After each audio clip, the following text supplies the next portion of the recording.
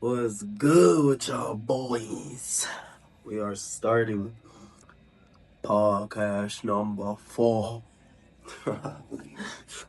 But today I'm gonna be reading a chapter out of Extreme Ownership. Not a full chapter, probably a couple pages, but I just wanted to give y'all a brief review on one of the best books I have. Alright, let me set this bad boy up. Okay. Okay. Alright. Podcast number 4. Alright. We are on chapter 5. Personally, I'm gonna show y'all boys a picture from their experience in combat. And this book is basically about 2 Navy SEALs experience in Iraq, I think. In Iraq. And one of the most dangerous parts and what leadership skills they learned that they wanna teach others. That's what's in this book. Alright, the picture says Bruiser SEALs clear target buildings in central Ramadi. Ruthless insurgents could be waiting behind every door or firing from every window or rooftop. Enemy mortars, rifles, machine guns, RPG-7 rockets, and IEDs made every clearance a challenge. Alright. We're getting into the chapter. South Central Ramadi, Iraq. Covering the flank. So, what are we doing? Asked our leading petty officer. The clock was ticking, and every second counted. There was no good options. Each one could have deadly consequences. But I had to make a call. As SEALs, we often protected the troops in the streets with our snipers and machine gunners in a type of operation we call sniper overwatch. By taking the high ground in buildings and positioning SEAL snipers where they could best observe and engage enemy fighters, maneuvering to attack, we could eliminate threats and disrupt insurgent attacks before they could fully materialize. This helped mitigate the substantial risk to U.S. and Iraqi troops patrolling the streets, enabled them to more safely accomplish their mission, and ensured more U.S. soldiers and Marines came home alive to their families back in the States.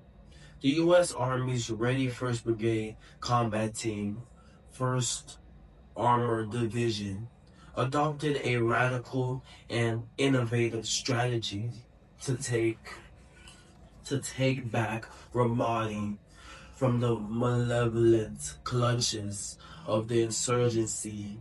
Seize, clear, hold, build.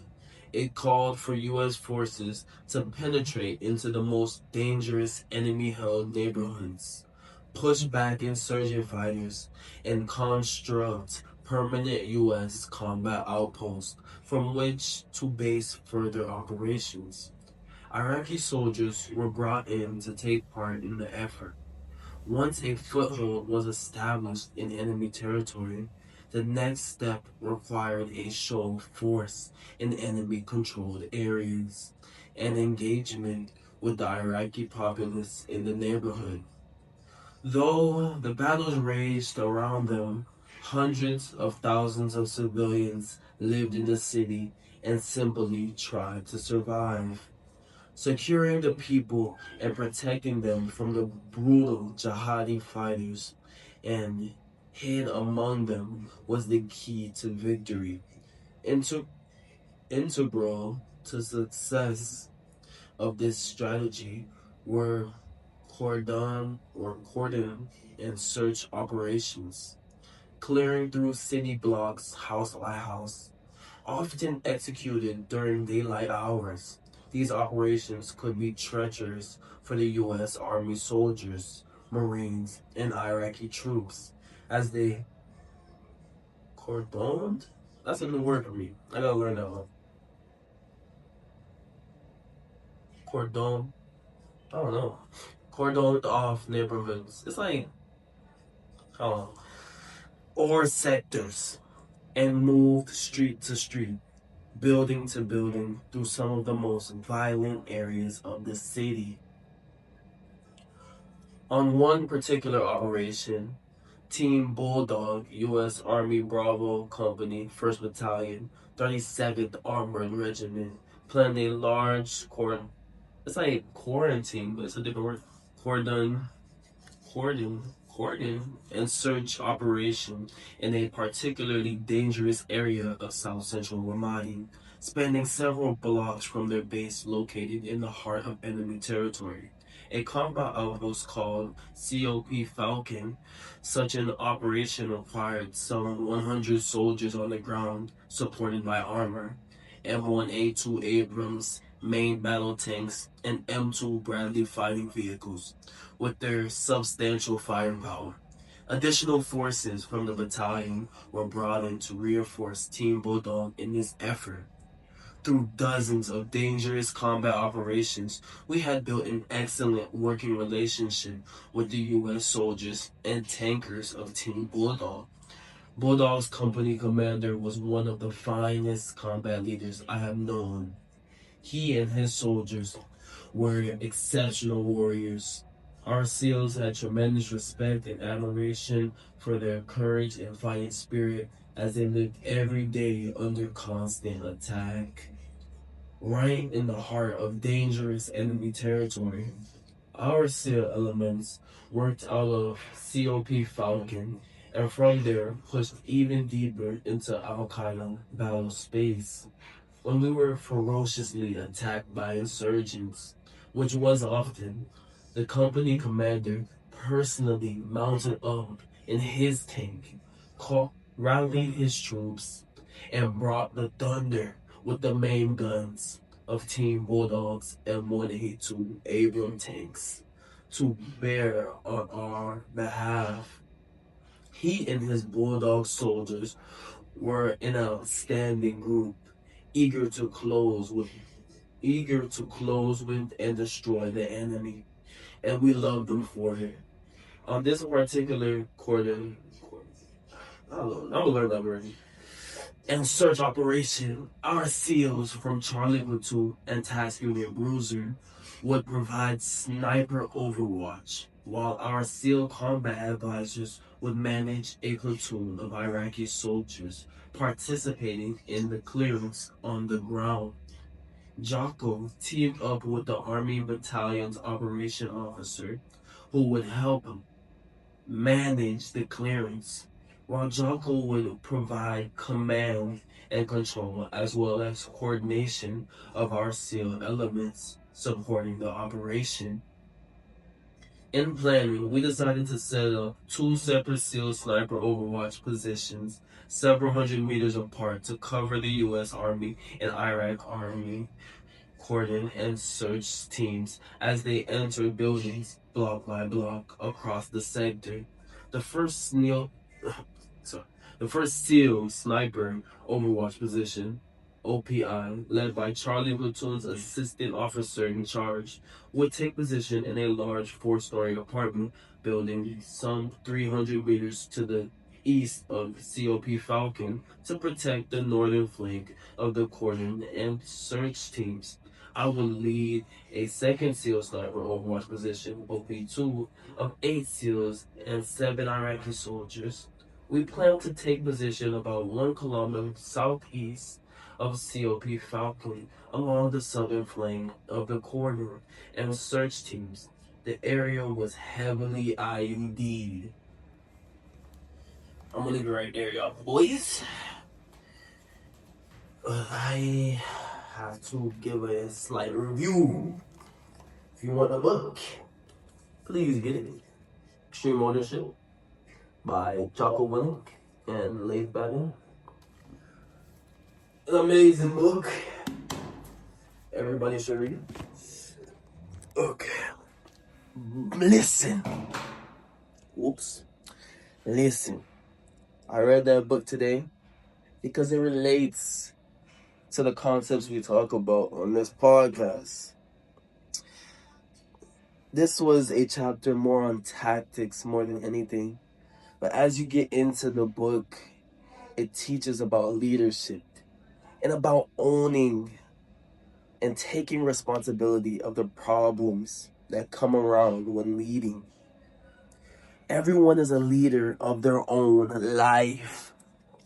So if you make excuses and try to get out of the way of the things you're supposed to, you're not taking ownership of the problems that come with leading your own life.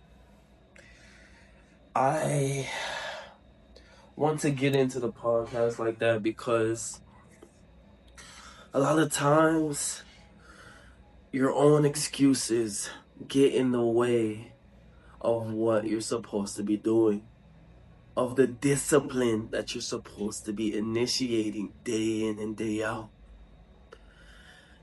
I feel like that was a great way to show that every aspect of life has discipline and leadership. And it's up to you to take charge and take ownership of the problems in your own life. Alright. This is... Wait. I think this is week 3 podcast, y'all boys. I think this is week 3. Yeah, my bad. I'm rushing. I said podcast number, this is week 3. I said podcast number 4 earlier. My bad. But this week, we're acknowledging that we're still here. We're still taking ownership. We're still doing what we said we would. This is our podcast. This is me and you. This is our podcast. We need to be here for you and for myself. We said we would do it, and we're doing it. Next, I would like to get in the wins of the week. This week, I was feeling stronger. Getting my workouts done, more efficient. I upped my count per rep. So I was doing 30 and 20, splitting my push-ups like that. This week, I was doing 50s, full 50s. Yeah. At first it was not that difficult because I already, for the first couple of weeks, was used to just doing the push-ups in splits. So I just added them together. But as I begun to go through the days like that, started to see that it was my mind that was stopping me from doing what I know I could do.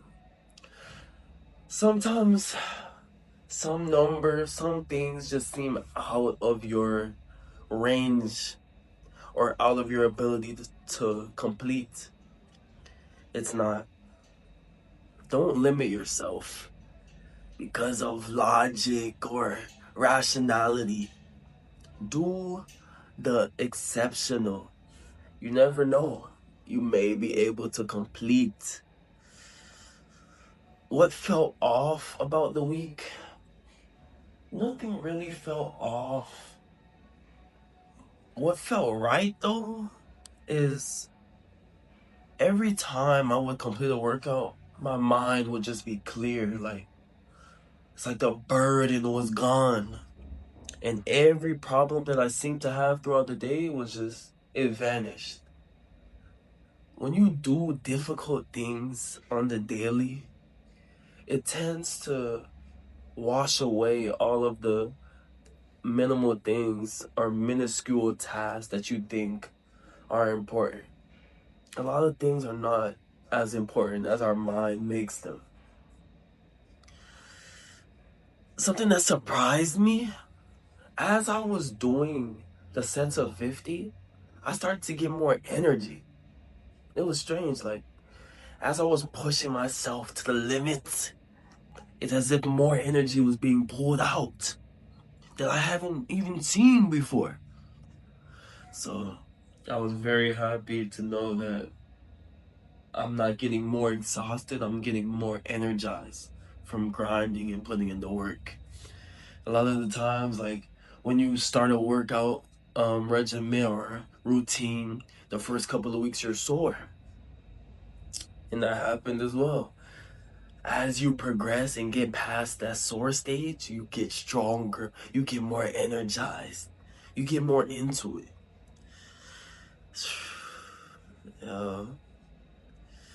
It's about staying locked in when nobody's watching.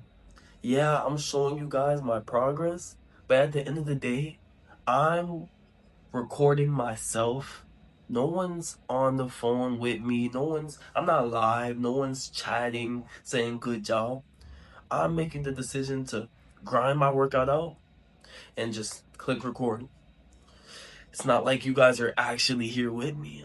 I have to make the choice to get up and be disciplined every day. And the time will never be perfect. Learn as you go. Learn, add on, adjust, adapt. Don't wait for the time to be perfect, because it never will be. Never. It never will be, man. The next thing I wanted to talk about was why consistency beats talent. I'm not the most talented individual. Yeah, I'm athletic.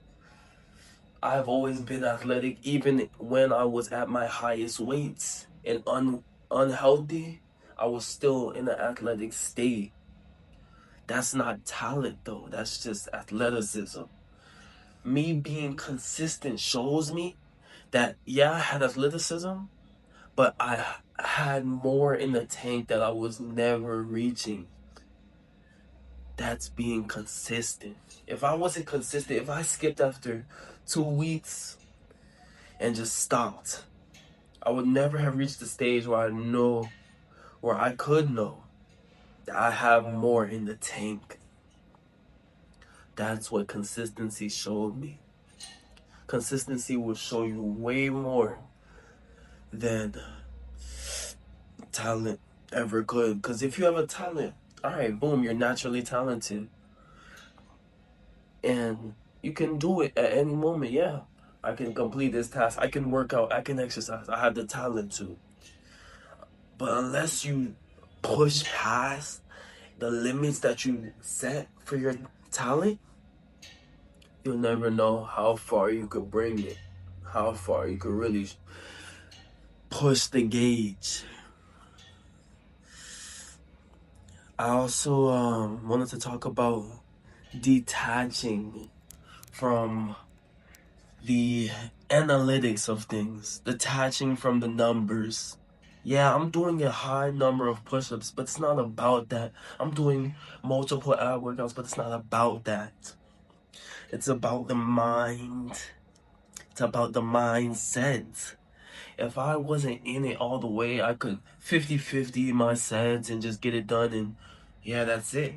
But it's not about the numbers. It's about the efficiency, the grind of it, the building of it all. That's what it's about. It's not about the numbers at all. Yeah, it's week 3 podcast now, but it's about spreading the message each week. It's not about the number of the podcast. It's about the podcast itself. And I also wanted to talk about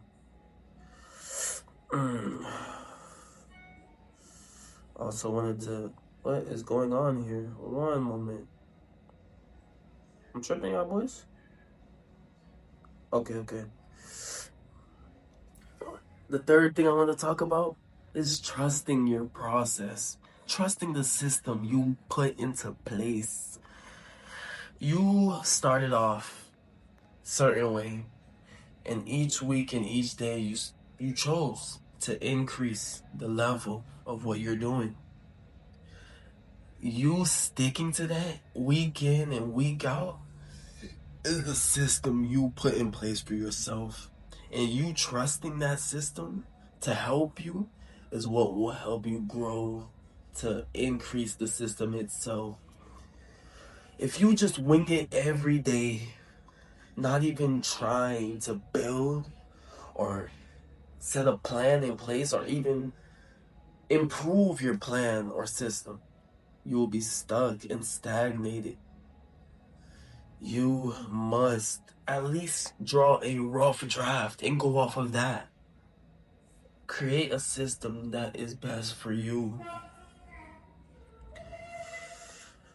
The next thing I wanted to talk about is the mindset shift that comes from doing what you said you would. There is a natural shift in your mindset weeks after weeks of doing what you said you would. The confidence within yourself builds. The trust within yourself builds. You begin to believe that you can achieve the things that you said you would. Man, the daily habit, secondly, is what I wanted to talk about. Working out at first was not a habit. It was just something I wanted to do, something I wanted to start and build on each week. But as the weeks pass, it becomes a habit. It's my rest day today, and I still feel like working out. Just like anything you do on a consistent basis, it becomes a habit. Even working out, even taking care of yourself can become a habit. There are good and bad habits, but you have to choose what route you take. Working out is a great habit that I now have because I took the choice. I made the choice to go out and do it. Now it's something that I need each day to feel like I'm doing right with my day. It's a habit. It's a habit. I want you to ask yourself, are you doing the things that you said you would? Are you doing the things that can improve you? Are you doing the task that are sitting on your mind day in and day out? Are you completing the things that you know you should be? These are the things I need you to ask yourself. I just want to say thank you. I don't thank you guys enough for sticking it out with me through all these years of grind on YouTube and Twitch and everything.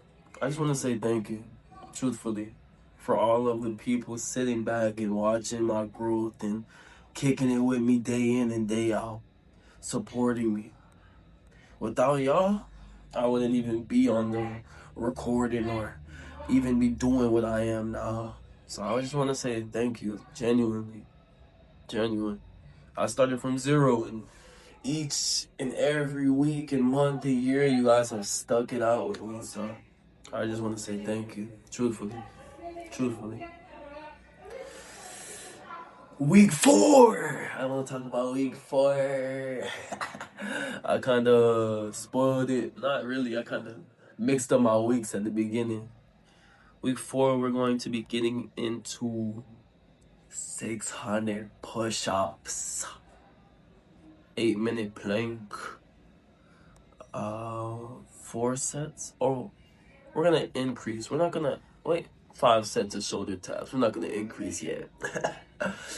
We're gonna also be doing 4 sets of in and outs, and we're gonna add 2 minutes to our leg raises. And we will be adding, we're gonna be adding some weight, y'all boys. I know it's been all calisthenic, but we're gonna be adding some weight to the workouts now. It's gonna be exciting. It's gonna be exciting. I am still trying to find a quote or a saying for the end of the podcast. So I'll be throwing random ones out there each week. If you guys have any suggestions, give me an idea. Cause we're building this. We're here. We're just still fine tuning the things that we need. But that's all we got for this week. I want to say this is the Daily Rep Podcast. Showing up counts even when it's quiet. Stay sharp, stay locked in, and stay ready. All right, y'all boys.